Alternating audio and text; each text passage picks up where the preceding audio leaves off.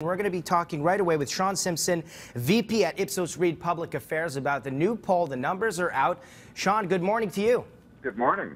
Very interesting numbers, especially for the province of Quebec here. The orange wave seems to be continuing. Where do you see Quebecers leaning right now, 2 weeks into this campaign?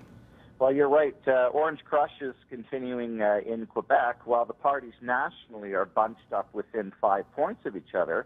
Of course, it's a much different story here in Quebec, where Tom Mulcair and the NDP have 41% of the decided vote.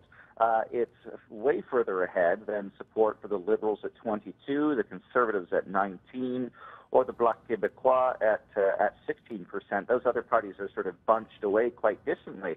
But I think the important thing to remember here is, even though the NDP is at 41%, when you compare that to what they received in the province of Quebec in the last election, which was 43%, they're still a little bit under that mark.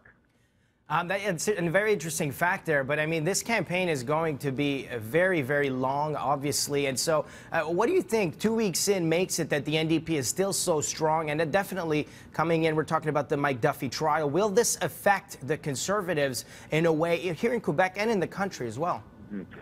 Well, obviously the NDP are the front runners in Quebec, and everybody's far behind. Now, the Duffy trial is a bit of a wild card. You know, I think what's going to happen is what you learn from the Duffy trial will be measured against what you already suspect or have a hunch about. And so it's no revelation that, you know, Nigel Wright signed a check for $90,000 to cover Duffy's expenses. It's no surprise that there were a lot of emails going around, and unless there's a smoking gun that conclusively links the Prime Minister with knowledge of this and proves that he lied, it's probably not going to have a whole lot of support, impact on the support for the Conservatives. They're already down to their core, their base, who's most motivated to support them. So unless some real shocking revelation comes out, I think it's probably steady as she goes. Maybe a little bit of fluctuation in the short term, but, you know, 2 months away from now, it's probably not going to have that much of an impact. That's right. Last but not least, quickly, I want to talk about the very first debate in this long election campaign. Do you think there was one official winner, or everybody was sort of, you know, leaning towards the same lead there in that debate? Mm-hmm. Well, you know, we asked that question. Quebecers were least likely to watch this debate. It was an English language debate. That's understandable. Quebecers thought that Mulcair won the debate, but only narrowly over Justin Trudeau. You know, he's one person that also we need to be watching, particularly in the province of Quebec.